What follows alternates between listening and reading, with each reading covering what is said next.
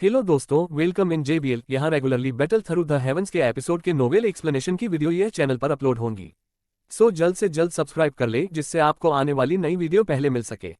तो आज हम बात करेंगे सीजन 6 में एपिसोड 46 के पार्ट पे। अब आगे, जब जियो यान गुप्त कक्ष से बाहर आया तो बड़े हॉल में एक भी व्यक्ति नहीं था। इससे पहले कि वह तुरंत एक कड़वी मुस्कान के साथ अपना सिर हिलाता, उसे कुछ आश्चर्य हुआ। उसने एक सीट की तलाश की और बैठा गया। इस दौरान भाग दौड़ के कारण वह थोड़ा थका हुआ महसूस कर रहा था। क्रेक, जब जियो यान अपनी आंखें बंद करके ठीक हो रहा था तो हॉल का दरवाजा धीरे से खोला गया। जैसे ही सूरज की रोशनी एक लंबी आकृति पर पड़ी, तुरंत ही एक लंबी छाया बन गई। जियो यू की आंखों में खुशी छा गई, जिसने दरवाजा खोला था जब उसने देखा कि जियो यान अपनी आंखें बंद करके एक कुर्सी पर आराम कर रहा है। तुरंत वह उसके आराम में खलल डालने से डरने लगी। कुछ देर की हिचकिचाहट के बाद वह पीछे हटने लगी। के तुम अंदर आने के बाद भी क्यों जा रहे हो? एक आवाज अचानक सुनाई दी। इसने उसको आश्चर्यचकित कर दिया, जिसने अपने पीछे हटने वाले कदमों को रोक दिया। उसने एक नजर डाली और देखा कि जियो यान, जो अपनी आंखें बंद करके आराम कर रहा था, ने अनजाने में उन्हें खोल दिया था। वह अब उसकी ओर मुस्कुराते हुए देख रहा था। क्या आपकी चोटें ठीक हैं? जियो यू दरवाजे पर खड़ी थी। वह हॉल में चली गई, जिसके बाद वो जियो यान के पास एक कुर्सी पर बैठ गई। क्या आप सभी इन पिछले 2 वर्षों के दौरान ठीक रहे हैं? जियो यान बोला, हाँ। जियो निंग और जियो मेई ने भी इन अकेडमी में प्रवेश किया है। वे एक पान के गेट की सुरक्षा के साथ बहुत अच्छा कर रहे हैं। जियो यू ने अपना सिर हिलाया और लंबी सांस ली। कुछ गुस्से में बोलने से पहले उसने तुरंत जियो यान को स्कैन किया। भविष्य में कुछ करते समय आपको अधिक सावधान रहना चाहिए। क्या आप जानते हैं कि स्वर्गीय ज्वाला द्वारा आपको निगले जाने के बाद हमने अपने हृदयों में किस निराशा को महसूस किया? अब आप एकमात्र व्यक्ति हैं जो जियो कबीले को पुनर्जीवित कर सकते हैं। यदि आपके साथ कोई दुर्घटना होती है तो संभव है कि कोई भी हमारे कबीले के सदस्यों का बदला नहीं ले पाएगा। उसके शब्दों के सुनाई देने के बाद ही उसने आह भरी। अगर कोई बदला लेना चाहता है तो उसके पास ताकत होनी चाहिए। शक्ति प्राप्त करते समय कोई जोखिम कैसे नहीं हो सकता? जियो यान ने जियो कबीले की युवा पीढ़ी के प्रति क्षमा प्रार्थी महसूस किया। जियो कबीले के लिए इस तरह की तबाही का कारण उससे संबंधित था। कबीले के सदस्यों को गंभीर चोटें और मौत का सामना करना पड़ा था। युवा पीढ़ी के कुछ माता पिता तो अपनी जान भी गंवा चुके थे। हालांकि वह इसके लिए पूरी तरह से दोषी नहीं था, फिर भी दोष मौजूद था। चलो इस मामले पर चर्चा नहीं करते हैं। जियो यान मुस्कुराया। जियो यू ने अचानक अपनी स्टोरेज रिंग से कुछ कार्ड निकाले और उन्हें जियो यान को सौंप दिया। ये वर्तमान में पैन गेट के अग्नि ऊर्जा कार्ड हैं। वो हाओ और हुजिया ने कहा था कि जब तुम अपनी चोटों से पूरी तरह से ठीक हो जाओगे तो ये तुम्हें सौंप देंगे। आखिर आप पान के गेट के सच्चे नेता हैं। जियो यान थोड़ा चौंक गया। उसने इसे प्राप्त नहीं किया, लेकिन बस मुस्कुराया और अपना सिर हिला दिया। वे नर्म स्वर में बोले, मैं अकेला व्यक्ति नहीं हूं जिसे पान के द्वार की वर्तमान उपलब्धि का श्रेय प्राप्त है। हो सकता है कि मैं जियानान अकादमी में बहुत अधिक समय तक न रहूं। इन बातों का ध्यान रखना आप सभी के लिए बेहतर है। आपका जाना हो रहा है। आप कहाँ जा रहे हैं? यह सुनते ही जियो यू के हाव भाव थोड़े बदल गए। बोलते समय उसकी आवाज तेज थी। मैं स्वाभाविक रूप से जियामा साम्राज्य में लौट रहा हूँ। जियो यान मुस्कुराया। मुझे शिकायत को पीछे से ठीक करना है। आप मिस्टी क्लाउड संप्रदाय की तलाश करने जा रहे हैं। मैं भी जा रहा हूँ। मैं उन कबीले सदस्यों को देखना चाहता हूँ जो बच गए हैं। जल्दी करने की कोई जरूरत नहीं है। मेरे लौटने से पहले अभी भी कुछ समय होना चाहिए। इस बार जब मैं लौटूंगा तो एक बड़ी तीव्र लड़ाई होगी, इसलिए मुझे सब कुछ ठीक से तैयार करना चाहिए। मुझे एक बार साम्राज्य से बाहर खदेड़ दिया गया था, मैं दूसरी बार पीछा नहीं करना चाहता। जियो यान ने अपना हाथ हिलाया और कहा, आप सभी के लिए यह सबसे अच्छा होगा कि आप जियानान अकादमी में रहें। यह सबसे सुरक्षित जगह है। मैं इस बार रिश्तेदारों से मिलने नहीं जा रहा हूँ। इसके बजाय यह मौत के लिए एक सच्ची लड़ाई होगी। आपको स्पष्ट रूप से समझना चाहिए कि जियामा साम्राज्य के भीतर मिस्टी क्लाउड संप्रदाय कितना मजबूत है। इसलिए मैं कोई जोखिम नहीं उठा सकता। जियो यू केवल एक उदास तरीके से अपना सिर हिला सकती थी जब उसने जियो यान की कठोर अभिव्यक्ति को देखा। जब मैं सब कुछ तय कर लूंगा तो आप सभी जियामा साम्राज्य में वापस आ सकते हैं। जियो यान ने जियो यू के कंधों को थपथपाया और हंसा। जियो यू ने सिर हिलाया। उसे तुरंत कुछ याद आया, जैसा उसने कहा, ओह ठीक है, जियोली आपको ढूंढ रहा है।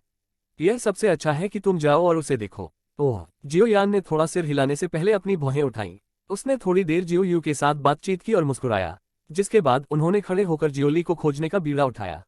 दूसरा भाई, क्या तुम मुझे कुछ ढूंढ रहे हो? जियो यान ने संयोग से जियोली को उसके कमरे में देखा और तुरंत मुस्कुराते हुए पूछा, क्या आपकी चोटें ठीक हैं? जियोली भी जियो यान को देखकर खुश हुआ। पूर्व ने उसे कमरे में खींच लिया और चिंतित तरीके से पूछा। जियो यान मुस्कुराया और सिर हिलाया। जियोली के शरीर पर उसकी निगाहें रुक गईं क्योंकि वह बात के बोलने का इंतजार कर रहा था। जियो यान द्वारा देखे जाने पर जियोली ने एक पल के लिए विचार किया, जिसके बाद उन्होंने धीरे से कहा, वर्तमान में ब्लैक कॉर्नर क्षेत्र ब्लैक एलायंस के विघटन के कारण अराजक हो गया है। यह कोई बुरा अवसर नहीं है। ब्लैक कॉर्नर रीजन अराजक हो सकता है, लेकिन वहां काफी संख्या में मजबूत लोग मौजूद हैं। अगर हम उन्हें इकट्ठा कर सकते हैं तो भविष्य में जब हम मिस्टी क्लाउड संप्रदाय से बदला लेंगे तो वे बहुत मददगार होंगे। आप ब्लैक कॉर्नर क्षेत्र में एक गुट स्थापित करना चाहते हैं। नर्म स्वर में बोलते हुए जियोयान थोड़ा भौचक्का कर रह गया। वहां के लोग बेकाबू भयानक लोग हैं जो अपने ब्लेड से खून चाटते हैं। उन्हें इकट्ठा करना आसान नहीं होगा। ये लोग वाकई बहुत शातिर हैं। यदि कोई उन पर लगाम लगाना चाहता है तो उसे उनसे भी अधिक शातिर होना चाहिए। अब मेरे जो माथत लोग हैं वे भी अतीत में अत्यंत दम्भी लोग थे, हालांकि वे अब भी मेरे आदेशों का पालन कर रहे हैं। जियोली हंसा। अगर आप इस बार मेरी मदद करने को तैयार हैं तो यह बहुत मुश्किल नहीं होना चाहिए। भले ही पान के द्वार में अपार संभावनाएं हों, लेकिन आखिर वे छात्र ही तो हैं। हालांकि ब्लैक कॉर्नर रीजन अलग है। वहां अवज्ञा करने वालों को मारा जा सकता है, इसलिए उन्हें नियंत्रित करना बहुत आसान है। निस्संदेह पूर्व शर्त यह है कि आपके पास पर्याप्त शक्ति हो। आप क्या कहते हैं? जियोयान ने अपने विचारों को व्यक्त करते हुए थोड़ा सिर हिलाया। ब्लैक कॉर्नर क्षेत्र के उन लोगों के पास काफी मजबूत युद्ध क्षमता है। अगर हम उन पर लगाम लगा सके तो हमारे लिए काफी फायदे होंगे। आखिरकार मिस्टी क्लाउड संप्रदाय में कई मजबूत लोग हैं और कुछ चीजें अकेले हासिल करना मुश्किल है। इसे इस तरह से रखना आपको कोई आपत्ति नहीं है? जियोली ने कहा। यदि दूसरे भाई में क्षमता है तो आप बस जा सकते हैं और जैसा चाहें वैसा कर सकते हैं। यदि आप किसी ऐसी समस्या का सामना करते हैं जिसे आप सुलझा नहीं सकते हैं तो आप मेरे पास आ सकते हैं। जियोयान ने अपने दांतों को भींच लिया और मारने के इरादे से अपना हाथ हिलाया। हाँ बढ़िया, तुम निडर हो। जियोली जोर से हंसे। उसने जियोयान के कंधों को थपथपाया और तुरंत कहा, हालांकि अभी भी एक बड़ी समस्या है। क्या है वह? पूछने पर जियोयान चौंक गया। आंतरिक अकादमी, जियोली गहरी आवाज में बोला। आंतरिक अकादमी। जियोयान ने अपनी भौहें तान ली। इन अकादमी हमेशा ब्लैक कॉर्नर क्षेत्र के भीतर कुछ अत्यधिक मजबूत गुटों के प्रति कुछ भय रखती है। ब्लैक एलायंस इसका सबसे अच्छा उदाहरण है। यदि हम ब्लैक कॉर्नर रीजन के भीतर एक गुट को सफलतापूर्वक स्थापित करना चाहते हैं तो संभावना है कि यह आंतरिक अकादमी का ध्यान आकर्षित करेगा। उस समय जियोली ने अपने होठों को सूंघा और जियोयान से बोला, इसलिए निर्णय लेने से पहले आपको सुकियान को मना लेना चाहिए, नहीं तो देर सवेर परेशानी होगी। यहां तक तलवारों के साथ मिलने की संभावना भी हो सकती है। जियोयान ने अपनी आंखें सिकोड़ ली। एक क्षण बाद वे धीरे से हंसे और बोले, तुम्हें इसकी चिंता करने की आवश्यकता नहीं है। इना अकेडमी हमेशा ब्लैक कॉर्नर रीजन के भीतर उन अत्यधिक मजबूत गुटों पर ध्यान देती है क्योंकि उन्हें चिंता होती है कि वे अकादमी के खिलाफ कार्रवाई करेंगे। हमारे इरादे इस क्षेत्र में नहीं हैं और उनके साथ कोई विरोध नहीं होना चाहिए। इसके अलावा हम उन्हें दूसरे गुटों पर नजर रखने में भी मदद कर सकते हैं। इससे इना अकेडमी को नुकसान नहीं होता। यह मामला हो सकता है, लेकिन मुझे अभी भी लगता है कि भविष्य में परेशानी से बचने के लिए उन्हें इसके बारे में बताना सबसे अच्छा है। जियोली ने अपने विचार व्यक्त किए। उनका चरित्र शातिर और सतर्क था। वह मूल रूप से एक दो रिश्तेदारों के अलावा किसी पर भरोसा नहीं करता था। जियोयान मुस्कुराया और सिर हिलाया। वह खड़ा हुआ और बोला, ठीक है, मैं जाऊंगा और इस पर चर्चा करने के लिए फर्स्ट एल्डर की तलाश करूंगा। अगर वह सहमत है तो आप ब्लैक कॉर्नर रीजन की ओर जा सकते हैं। यदि यह मामला सफल हो सकता है तो हमें डरने की आवश्यकता नहीं होगी, भले ही मिस्टी क्लाउड संप्रदाय अपने पूरे संप्रदाय की शक्ति का उपयोग करे। एक होल में आप ब्लैक कॉर्नर क्षेत्र के भीतर एक गुट स्थापित करना चाहते हैं। बुजुर्ग बैठक कक्ष में जियोयान के शब्दों को सुनते ही सुकियान ने तुरंत अपनी भौहें सिकोड़ ली। पहले बुजुर्ग, मैं यह भी जानता हूं कि ब्लैक कॉर्नर क्षेत्र जियानान अकादमी के लिए एक कांटा रहा है। हालांकि पर्यावरण के कारण वह स्थान हमेशा एक अत्यंत मजबूत आक्रामक क्षमता रखता है। जैसा कि कहा जाता है, रुकने से बिखर जाना बेहतर है। यदि आप इस परेशानी को समाप्त करना चाहते हैं तो यह स्वाभाविक है कि आप इसे सबसे शक्तिशाली तरीके से नहीं कर सकते। क्या दूसरे भाई को वास्तव में ब्लैक कॉर्नर रीजन में अपने गुट का विस्तार करने का प्रबंधन करना चाहिए? यह बहुत सारी परेशानी को बचाकर इन अकेडमी की मदद करेगा। इसके अलावा हम कुछ ऐसे गुटों पर नजर रखने में भी मदद कर सकते हैं जो इन अकेडमी के प्रति शत्रुता रखते हैं। सुकियान की प्रतिक्रिया जियोयान की उम्मीदों से परे नहीं थी। बाद वाला बस मुस्कुराया और समझाया। सुकियान के माथे पर भौहें थोड़ी ढीली हो गईं। वह मूर्ख नहीं था। अपने अनुभव से वह स्वाभाविक रूप से यह पता लगाने में सक्षम था कि चीजें उसके लिए फायदेमंद होंगी या नहीं। इसके अलावा पहले एल्डर को मेरी पृष्ठभूमि के बारे में भी थोड़ा पता होना चाहिए। मिस्टी मेघ संप्रदाय से मेरी गहरी दुश्मनी है। बदला लेने के लिए मुझे काफी मजबूत गुट की आवश्यकता होगी। ब्लैक कॉर्नर रीजन बुरी जगह नहीं है। जियोयान ने मंद मुस्कुराते हुए कहा, इसलिए भले ही भविष्य में गुट का विस्तार होता है, यह संभावना है कि यह आंतरिक अकादमी के लिए ज्यादा खतरा नहीं होगा। अगर इस बिंदु पर पहले बड़े को मेरे दूसरे भाई पर भरोसा नहीं है तो आपको कम से कम मुझ पर भरोसा करने में सक्षम होना चाहिए, है ना? सुकियान की उंगली मेज की सतह से टकराए। काफी देर बाद उन्होंने अंत में सिर हिलाया और कहा, आप जो कह रहे हैं वह अकारण नहीं है। जियानान अकादमी के लिए ब्लैक कॉर्नर रीजन हमेशा से एक बड़ी चिंता का विषय रहा है। यदि एक गुट जो इन अकेडमी के अनुकूल है प्रकट होता है तो वास्तव में इसका एक प्रभाव होगा जिसे मापना मुश्किल है। दूसरे शब्दों में, पहले एल्डर इससे सहमत है। जियोयान थोड़ा खुश था और उसने मुस्कुराते हुए जवाब दिया, ओह, मैं सहमत होने के अलावा और क्या कर सकता हूँ? इस समय इन अकेडमी के blazing sky QE refining tower के लिए आपको लंबे समय में फॉलन हॉट फ्लेम को फिर से भरने की आवश्यकता है। सू कियान ने बेबसी से जवाब में अपना सिर हिला दिया। पहले बुजुर्ग, आपके ये शब्द ऐसे बोले जाते हैं जैसे जियो यान एक कृतघ्न व्यक्ति नहीं है। मैं फॉलन हॉट फ्लेम प्राप्त करके इन अकेडमी का एहसानमंद हूँ। अगर मैंने आपको धमकाने के लिए इसका इस्तेमाल किया तो क्या मैं पूरी तरह से शर्मिंदा नहीं हो जाऊंगा? जियो यान ने गंभीरता से बात की। के जब इस बिंदु की बात आती है तो आप बुरे नहीं हैं। आप दोस्ती को काफी गंभीरता से लेते हैं। सू कियान ने अपनी दाढ़ी को सहलाया और प्रसन्नता महसूस करते हुए सिर हिलाया। उसने हमेशा जियो यान का पक्ष लिया और उसे महत्व दिया। यह केवल उनकी ताकत और उनकी प्रतिभा के कारण ही नहीं बल्कि उनके चरित्र के कारण भी था। ठीक है, अपने दूसरे भाई को आराम से रहने दो और ऐसा करो।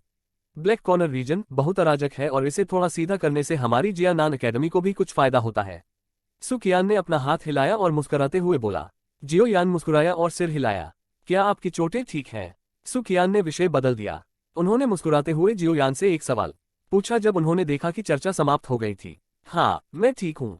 नन्हे, तुम्हारा संविधान वास्तव में ईर्ष्या का स्रोत है। आप इतनी गंभीर चोटों से पीड़ित होने के बावजूद केवल कुछ दिनों के लिए ठीक होने के बाद ही उछल कूद कर सकते हैं। सू कियान ने अपना मुंह चबाया और ईर्ष्या से भरा चेहरा प्रकट किया। इस तरह का लगभग अपराजेय प्रकार का संविधान वास्तव में कुछ ऐसा था। जियो यान मुस्कुराया। उनका संविधान इतना मजबूत था क्योंकि यह अनगिनत कष्टों से बना था। इस दुनिया ने मुफ्त में लंच नहीं दिया। बिना किसी प्रयास के कोई भी इनाम भूल सकता है। आप आगे क्या करने की योजना बना रहे हैं? मुझे मत बताओ कि तुम अपने दूसरे भाई की मदद करने के लिए ब्लैक कॉर्नर रीजन जाना चाहते हो। जैसे ही उसने पूछा, सू कियान की उंगली टेबल पर धीरे से टैप की। वह ब्लैक कॉर्नर क्षेत्र के मामले को स्वयं संभालने में सक्षम है और अगर उसे वास्तव में हस्तक्षेप करने की आवश्यकता है तो वह किसी को मुझे सूचित करने के लिए भेजेगा। जियो यान ने अपना सिर हिलाया और सोचा, मैं अभी भी कुछ समय के लिए अकादमी में रहूंगा जब तक कि मैं उसके संबंध में समस्या का समाधान नहीं कर लेता। बेशक एक और मामला था। वह चुपचाप गॉड सील तकनीक के ओपन माउंटेन सील का अभ्यास करना था जिसे एक्सुनेर ने पीछे छोड़ दिया था। एक डी क्लास उच्च स्तरीय डू तकनीक। इस वर्ग की एक डू तकनीक में अत्यधिक शक्तिशाली शक्ति होने की संभावना है। यदि वह इसका सफलतापूर्वक अभ्यास करता है तो निस्संदेह यह जियोयान का एक और तुरुप का इक्का बन जाएगा। इससे युनशान के साथ भविष्य की लड़ाई में उसकी जीत की संभावना भी बढ़ जाएगी। हालांकि उन्हें इसे गुप्त रखने की आवश्यकता थी, इसलिए यह स्वाभाविक ही था कि जियोयान ने इसका जिक्र नहीं किया। उसका, क्या आप उस डूजू वर्ग की महिला के बारे में बात कर रहे हैं? सू कियान ने अपनी भौहें उठाईं और तुरंत कुछ उत्सुकता से पूछा, यह महिला वास्तव में कहाँ से आई है? मैंने इस जगह के आसपास ऐसे विशेषज्ञ के बारे में कभी क्यों नहीं सुना? यह सुनकर जियोयान थोड़ा हिचकिचाया। जब उसने सोचा कि यह एक रहस्य नहीं माना जाता है तो उसने अपने कंधे उचका दिए और रानी मेडुसा की उत्पत्ति का संक्षिप्त विवरण दिया। तसक तस्क, कितना अप्रत्याशित है। वह वास्तव में महान रानी मेडुसा है। इसके अलावा वह विकास के बाद एक मेडुसा है। कोई आश्चर्य नहीं। सू कियान का चेहरा आश्चर्य से भर गया और उसने अपना मुंह चबा लिया। उसने तुरंत जियोयान की ओर चिढ़ाते हुए कहा, लेकिन छोटे साथी, तुम काफी मजबूत हो। आपने इस तरह की महिला को भड़काने की भी हिम्मत की। मैंने सुना है कि क्रमिक रानी मेडुसा सभी बेहद ठंडे खून वाले लोग थे जिन्होंने मनुष्यों को मुर्गियों की तरह मार डाला। यह अप्रत्याशित है कि उसने आपको बचाने के लिए हस्तक्षेप किया था। यह वास्तव में अविश्वसनीय है। उस समय एक विकसित रानी मेडुसा अतीत में महाद्वीप पर प्रकट हुई थी। संयोगवश वह महिला गुट में शामिल हो गई और उस गुट को खत्म करते हुए एक नरसंहार पर चली गई। तब से जब भी उन्होंने रानी मेडुसा को देखा तो महाद्वीप के पुरुषों ने एक चक्कर लगाया। वे सभी इस बात से डरते हैं कि यदि वे लापरवाह रहे तो वे अपने गुट को विनाश की ओर ले जा सकते हैं। हे, क्या आप जानते हैं कि आप अभी कितने भाग्यशाली हैं? जियोयान ने अपने माथे से ठंडा पसीना पोंछा। पिछली रानी मेडुसा वास्तव में डरावनी थी। किसी को मारने के लिए किसी कारण की आवश्यकता नहीं थी। उम्मीद है यह वर्तमान रानी मेडुसा थोड़ी अधिक उचित हो सकती है। मैं और ध्यानपूर्वक रहूंगा। आपकी याद दिलाने के लिए पहले एल्डर का धन्यवाद। जियोयान फूट फूट कर मुस्कुराया और उसने अपने हाथों को सू कियान की ओर बढ़ाया, जिसके बाद वह बैठक कक्ष से बात की आंखों में पकती हुई मुस्कान के सामने चले गए। सू कियान ने जियोयान को गायब होते हुए देखा। तभी उसने मुस्कुराते हुए चिढ़ाते हुए कहा, हालांकि यह आदमी यह नहीं जानता है कि इतनी तीव्र हत्या की प्रकृति होने के बावजूद मेडुसा वास्तव में किसी से प्यार करती है। यह बंदा, महिलाओं के साथ इसकी किस्मत वाकई काफी शानदार है। बैठक कक्ष से निकलने के बाद जियोयान एक बार फिर पैन के गेट पर वापस आ गया। उन्होंने जियोली को खुशखबरी की जानकारी दी। बाद वाला भी यह सुनकर काफी खुश हुआ कि इन अकेडमी ने योजना का विरोध नहीं किया। उसने जियोयान को तुरंत कुछ चीजों के बारे में याद दिलाया, इससे पहले कि वह जल्दी से इन अकादमी छोड़कर अपने माताहतों को बुलाने के लिए जियानान सिटी की ओर बढ़े, जिसके बाद वे अपने गुट का विस्तार करने का अवसर लेने के लिए ब्लैक कॉर्नर रीजन में चले गए। जियोयान अधीर जियोली के सामने बेबस था। वह केवल बाद वाले को जाने की अनुमति दे सकता था। हालांकि जियोयान ने जियोली को बार बार याद दिलाया था कि अगर कोई परेशानी हो तो उसे जल्द से जल्द किसी को संपर्क करने के लिए भेजना चाहिए। वर्तमान में ब्लैक कॉर्नर रीजन से हान फैंग मर चुका था और गोल्ड सिल्वर ब्रदर्स ने बाहर खड़े होने की हिम्मत नहीं की। जियो यान की ताकत को देखते हुए तथाकथित ब्लैक रैंकिंग पर उन सभी लोगों को हटाने के लिए यह पहले से ही पर्याप्त था। जियोली के इन अकेडमी छोड़ने के बाद जियो यान का जीवन शांत हो गया। गॉड सील्स किल के लिए अपनी जिज्ञासा का विरोध करने में असमर्थ होने से पहले वह 2 दिनों तक पैनगेट के भीतर रहे। एक बार फिर उसे विशाल गहरे पहाड़ों में घुसने का बहाना मिल गया। गहरे पहाड़ विशाल और अंतहीन थे। हरे भरे रंग का रंग दृष्टि के अंत तक फैलता रहा। एक जंगली हवा चली। जियोयान एक खाली पहाड़ की चोटी पर एक विशाल चट्टान पर पालथी मारकर बैठा हुआ था। हालांकि उन्होंने तुरंत गॉड सील तकनीक का अभ्यास शुरू नहीं किया। इसके बजाय उसने अपना सिर उठाया और खाली आकाश को देखा। एक क्षण बाद उसने बेबसी से अपना मुंह खोला और कहा, अपने आप को दिखाओ। मुझे पता है कि तुम मेरा पीछा कर रहे हो। जियोयान की आवाज अभी सुनाई ही दी थी कि आकाश में एक स्थान थोड़ा ऊपर नीचे होने लगा। एक आकृति कहीं से भी प्रकट हुई। जियोयान के शरीर की ओर एक बर्फ की ठंडी चमकीली निगाह दौड़ी। क्या आप मौत की तलाश कर रहे हैं? मेडुसा ने लहरों पर सवार धीरे धीरे खाली आकाश में कदम रखा। हालांकि उस पर मारने का इरादा कुछ ज्यादा ही घना था। पलक झपकते ही वह जियोयान के सामने आ गई और ठंडेपन से बोली, मुझे दिन भर मरो मत कहो। मैं यह भी जानता हूं कि अब तुम मुझे मारने में असमर्थ हो। जियोयान ने अपना हाथ हिलाया और फूट फूट कर हंसा। क्या कहा आपने? जियोयान के ये शब्द सुनते ही रानी मेडुसा की भौहें सीधी हो गईं। उसकी लंबी आंखें घनी ठंडी हत्या के इरादे से भरी हुई थीं। मैंने जो कहा उससे आपको स्पष्ट रूप से अवगत होना चाहिए। हालांकि आप स्वर्ग को निगलने वाले अजगर की भावना से विलीन हो गए हैं, लेकिन आप इससे प्रभावित भी थे। इसलिए तुम मुझे चोट पहुंचाने में असमर्थ रहे हो और यहां तक कि बार बार मेरे पीछे पीछे चले आते हो। जियोयान ने रानी मेडुसा का अध्ययन करते हुए आह भरी, जिसका चेहरा उसके शब्दों के बाद बदसूरत हो गया था। ऐसा मत सोचो कि स्वर्ग निगलने वाला अजगर मुझे हमेशा के लिए प्रभावित कर सकता है। देर सवेर मैं तुम्हें मार डालूंगा। रानी मेडुसा की आवाज ग्लेशियर जैसी थी। यह किसी भी अतिरिक्त भावना से रहित था। हम एक लेन देन कर सकते हैं। आप क्या कहते हैं? जियोयान ने अपने दर्द भरे सिर को सहलाया और बेबसी से बोला। जियोयान के सुझाव पर रानी मेडुसा की जरा सी भी प्रतिक्रिया नहीं थी। पिछले कुछ वर्षों में इन विभिन्न लेन देन के कारण वह अंततः इस साथी के साथ फंस गई थी। मैं स्वर्ग निगलने वाले अजगर के प्रभाव को पूरी तरह से हटाने में आपकी मदद कर सकता हूं और आपको एक सच्ची रानी मेडुसा बनने की अनुमति दे सकता हूं। अपने दिल में पहले से ही तय करने के बावजूद कि वह जियोयान के किसी भी मीठे शब्दों को नजरअंदाज कर देगी, रानी मेडुसा का दिल अभी भी जोर से धड़क रहा था जब उसने बाद वाले को यह कहते सुना, मुझे आप पर भरोसा क्यों करना चाहिए? रानी मेडुसा की आंखें एक आलसी चाप में संकुचित हो गईं क्योंकि वह ठंडी मुस्कान बिखेर रही थी। जियोयान ने अपना हाथ हिलाया और उसकी आस्तीन से एक छाया निकली। अंत में यह रानी मेडुसा के हाथ में थमा दिया गया। उसने करीब से देखा, केवल यह पता लगाने के लिए कि यह एक स्क्रॉल था। जब उसने धीरे से आंख खोली तो कुछ प्राचीन शब्द उसकी आंखों में अंकित हो गए। यह एक औषधीय सूत्र था। जिस औषधीय गोली को परिष्कृत किया जा सकता है, वह संयोग से किसी अन्य आत्मा से प्रभावित होने की स्थिति का इलाज करेगी, जो कि रानी मेडुसा का सामना कर रही थी। यह एक T6 मेडिसिनल पिल है, सोल रिकवरी पिल। औषधीय गोली को परिष्कृत करने के लिए आवश्यक औषधीय सामग्री और अन्य चीजें इस स्क्रॉल पर नहीं हैं। यदि आप मेरी शर्तों से सहमत हैं तो मैं भविष्य में इसे परिशोधित करने में आपकी सहायता करूंगा। आप क्या कहते हैं? जियोयान उदासीनता से बोला। स्क्रॉल को मोड़ते समय मेडुसा की अभिव्यक्ति अस्थिर थी। उसकी आवाज अभी भी बर्फीली ठंडी थी क्योंकि उसने पूछा, आपका अनुरोध क्या है? तुम 1 वर्ष तक मेरी रक्षा करोगी। आपको मेरे प्रति किसी भी हत्या के इरादे की अनुमति नहीं है। अगर मैं आपसे आवश्यक होने पर हस्तक्षेप करने के लिए कहूं तो आपको मुझे अस्वीकार करने की अनुमति नहीं है। जियोयान मुस्कुराया और जारी रखा, 1 साल पूरा होने के बाद मैं औषधीय गोली को परिष्कृत करने में आपकी मदद करूंगा। उस समय आप जो चाहे कर सकते हैं यदि आप अभी भी मुझे मारना चाहते हैं। आप क्या कहते हैं? रानी मेडुसा की आंखें झिलमिला उठीं। उसका दिल एक परस्पर विरोधी संघर्ष में उतर गया। जब तक आप सोल रिकवरी पिल प्राप्त करते हैं, आप भविष्य में एक शुद्ध रानी मेडुसा होंगे। आप किसी चीज से प्रभावित नहीं होंगे। इस तरह की आजादी की भारी कीमत है। जियोयान की हंसी रानी मेडुसा के कान के पास गूंज उठी। उसकी गुस्से भरी नजरें जियोयान को घूर रही थी क्योंकि उसकी स्पष्ट ठंडी आवाज ने उसके मुंह के कोने पर एक खुशी भरी चाप उठा दी थी। ठीक है, जैसा तुम कहोगे मैं वैसा ही करूंगी, रानी मेडुसा ने कहा। और यहाँ पे यह पार्ट खत्म होता है। Bye bye guys. यदि आपको यह एक्सप्लेनेशन अच्छी लगी हो तो लाइक करें और नेक्स्ट पार्ट के लिए सब्सक्राइब जरूर करें जिससे आपको नया पार्ट जल्द से जल्द पहले मिले।